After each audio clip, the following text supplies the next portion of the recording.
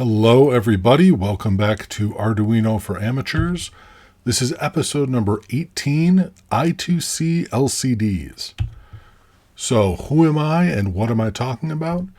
As always, my name is Matt Gracie. I'm a hacker from Buffalo, New York. I'm a member of the Bidhaven Hackerspace.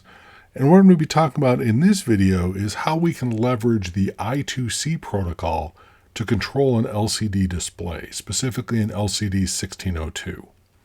So as we saw in the last video, we had an LCD 1602 display, so named because it had 16 columns and 2 rows, hence 1602. And we connected it to our Arduino through a breadboard because the 1602 that we were using had a 16-pin interface on it, right? There were 8 data pins and then 8 other pins for things like powering the device, powering the backlight, setting the contrast, read-write mode, register select mode. There was a lot of wiring that was required. It ended up taking up a lot of the pins on our Arduino. What we're going to talk about in this video is how we can use the same sort of display, but rather than using that 16-pin interface to connect it to our Arduino, instead of using up all of those different wires, instead we're going to use an I2C interface. And what, you might ask, is I2C? Well, this is the Wikipedia page for I2C. It's got a lot of detail on it that I'm not going to necessarily get into in this video. But I2C is an abbreviation for Inter-Integrated Circuit. It's a very simple 2-wire serial communication standard that was developed back in the 80s by Philips. And it's used in a lot of different devices. For example, if you're doing things like setting the contrast on an HD television, right? The signal that's going through your HDMI cable is using I2C as a protocol. It's a very commonly used protocol in applications like Arduino because it is pretty simple to implement. It is pretty straightforward, it's well understood, and there are a lot of devices that can use it. In this particular video, we're going to be using it with an LCD display, but it can also be used with things like OLEDs or real-time clocks, temperature and humidity sensors. I found a really interesting article while I was researching this video on all of the different I2C compatible sensors that you can use with your aquarium setup, right? So if you're doing like sort of custom monitoring and setup for fish tanks with an Arduino, there's a lot of cool stuff that you can connect to it using I2C. I2C is a what was originally called a master-slave protocol. In 2021, the current version of the spec refers to it as a controller target protocol.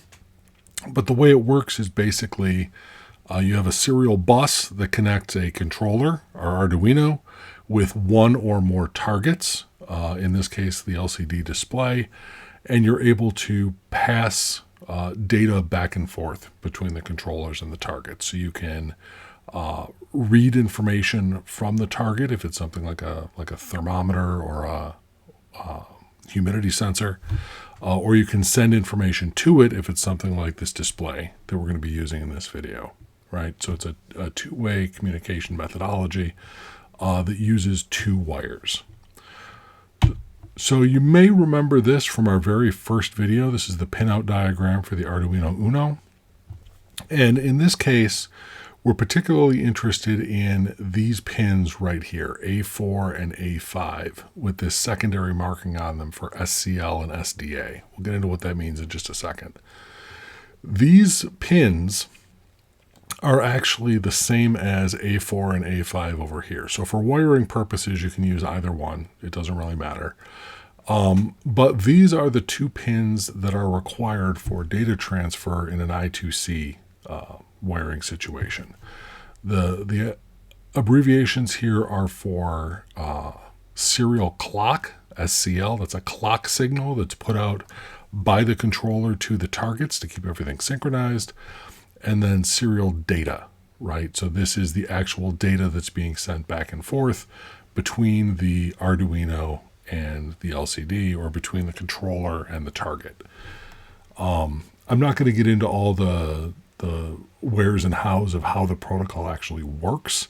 What we need to know is that you need to connect those two wires along with power, so probably 5 volts or 3.3 volts, and ground to your device, and then you're able to use the I2C protocol to interact with it. The specifics about how the data is encoded and how it's sent along, that's all in that Wikipedia page if you're really interested in that piece. But all I'm going to talk about here is how we find our device, how we determine what its address is on the serial bus, and then how we interact with it. Okay. So here we have two of these LCD 1602 panels. These are exactly the same as the ones that were in the photos from the last video, right? They are pretty much identical. In both cases, we've got these 16-pin interfaces on top, and then the LCD itself. So there's an LCD unit and a backlight unit. But if we flip these over and we look at the back, you'll see these are actually two different kind of implementations, right? This is the one that we used in the last video. And here we see we've got our 16-pin interface here. So this is the one that we had all wired up to that breadboard in the last video. In this case, we have a I2C adapter, sometimes called an I2C backpack, attached to the bottom of this, this LCD 1602 unit. So it's the exact same unit. It's just got this I2C backpack on top of it. And there's a few things about this backpack that you want to notice. For one thing, obviously we're connected, we're soldered to all 16 pins, so we're covering the entire interface here. But coming out of this backpack, we've just got 4 pins. We've got ground, we've got power, we've got SDA, and we've got SCL, right? Serial data, serial clock. So these are what we're going to actually wire to our Arduino in this video. We've gone from 16 wires down to 4, right? Makes it a lot simpler. Another thing I want to point out is we've got this blue box here, this potentiometer. You've probably seen something like this. This is kind of what it looked like on our digital sound sensor that we use to set the threshold for digital sound. What this will do is this will set the brightness of the backlight on our LCD 1602. So in the last video, we had a separate potentiometer on the breadboard for doing that, right? That was connected to that VO pin. In this case, it's integrated right into this backpack here. We can just stick a screwdriver in there and adjust the contrast if we need to. Finally, I want to point out we've got A0, A1, A2. These are just little solder pads here. I have seen that there are backpacks like this where they have jumper pins there, but in this particular one, they're just solder pads. What these do is they allow us to set the I2C address of the backpack, right? By default, this backpack has a particular address, and we'll see that in a moment. But if you wanted to use more than one of them, obviously you need to be able to set them to different addresses. It's just like any other device on a bus topology. Every address needs to be unique. So what you can do is you can use these little solder pads here and solder in jumper wires. So if you jump these two together, these two A0s or these two A1s or these two A2s, or you do the A0s and the A2s, right? There's a table that explains what each of these modifications does to each address. But that is how you can use multiple I2C devices on the same bus of the same type. You just need to make sure that they have their own addresses. So how do we wire this up? Well, we use those male to female DuPont wires that we saw in a previous video. I think we saw that in the analog sound sensor video. So we take these, the female side, the socket side of the wire, and we plug it into these 4 pins. So the black one is going to ground, the red one is going to power, green is going to data, and yellow is going to clock. And then plug those into our Arduino. So we've got the red wire here is going to the 5 volt, the black wire is going to ground, and then these are going to data and clock, just like we expected. So you'll notice this is a lot simpler and a lot less cluttered than our setup from the last video, right? Even though we were only sending 4 bits of data, only half a byte, a nibble at a time in our LCD 1602, we still have 12 different wires hooked up, right? 4 just for data, then 2 separate powers, one for the backlight, one for the LCD, 2 separate grounds, one for the backlight, one for the LCD, right? All these other pieces, the RS, the E, all of that stuff is kind of abstracted away, and we're just interacting with it using I2C protocol now, just these 2 data wires. And if we had more LCDs to add, if we had more I2C devices to add, we can do that by just extending them using the breadboard, right? Using the tie points to tie everything together. Or if we really needed to, we use a buffer or a multiplexer or some other device to connect more stuff. There is a limit to the total capacitance of the circuit. You can have up to 127 addresses, but there's only so much electricity you can put through an I2C bus before things stop working. Again, it's all covered in that Wikipedia article. I'm not going to get super deep into the details in this video. But suffice it to say, a handful of devices is not a problem. If you want to have your thermometer and your humidity sensor and your LCD all plugged up and coordinated on the same I2C bus being controlled by your Arduino, that shouldn't be a problem. All right, so we've got our circuit set up here. We've got our 4 wires plugged in. The first thing that we probably want to do is figure out the address of our LCD. So let me go over here, and I've got this I2C scanner program. Now I picked this up. Let me find my USB cable here. I got this from Arduino.cc, like the official Arduino website. So that's why it's got all this text at the top here for different versions. It's also designed for multiple versions of the Arduino software.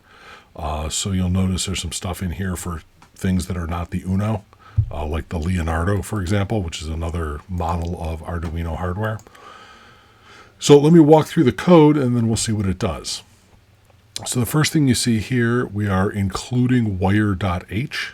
As always, when we include something like this, we're including an outside library to bring extra capabilities in for our program. In this case, wire is built in. It's not an external library. It's already part of the Arduino IDE, but wire contains the routines that we need to deal with an I2C device. So that's kind of the I2C library. Okay. So in our setup, we say wire.begin, that is, turn on the wire subsystem. I want to communicate with an I2C device. We're going to turn on the serial monitor. We've seen this before, so let's turn on the serial monitor. And then this is specific to the Leonardo. This is a wait command, because I guess the serial monitor must not come on immediately for that one.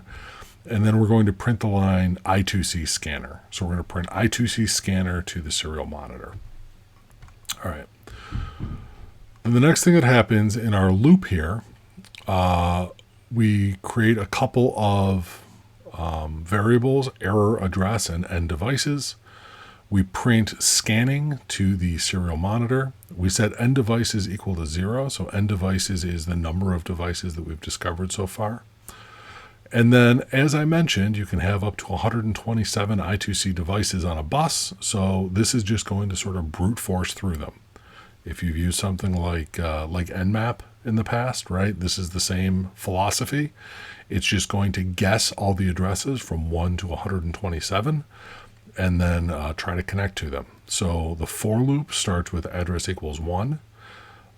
It will continue going as long as address is less than 127.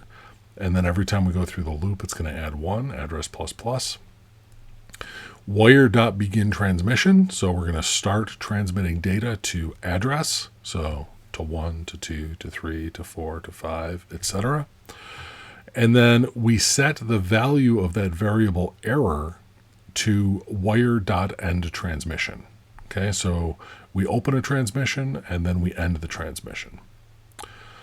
If error is 0, that is, if we got back a 0 from the address that we tried to connect to, then it prints I2C device found at address 0x, because the address is going to be in hex, and then the address in hex and an exclamation point. So if it finds a device at address 9, then it prints address 0x Address is less than 16, so 0x09 exclamation point. Then it increments end devices by 1. Okay. If the value of error is equal to 4, then you get an unknown error message in the serial monitor. And if it goes through this whole for loop and it never finds anything, if end devices is still equal to 0, then it says no I2C devices are found, delays for five seconds, and then goes back to the top, right? So we've got the whole scan here goes from 1 to 127, and then may start over. Okay, so let's plug this in and see how it looks. So we'll plug that in. We'll hit serial monitor. Serial monitor is on. We'll hit upload to send this code in there. All right. And then here I've got I2C scanning. Can I pause this? Yeah. So I2C scanning, I2C device found at address 0x27. So that is the address of my LCD panel here is 0x27, so 27 in hex. So if I want to interact with that hardware device, that's the address that I need to use in my code. All right, so let me unplug that. Put my cable over here again. And now what I want to do is I want to write some simple code that will just print a message on my LCD. All right, so let me find, first I will find the code that I used last time. So this is our LCD Hello World from last time, and then I will put the I2C version of Hello World right next to it so we can see that the code looks pretty similar but a little bit different. Okay, so those are both there. So looking at the original LCD 1602, this is the one from the last video, we include liquidcrystal.h, right? So we include the liquid crystal library.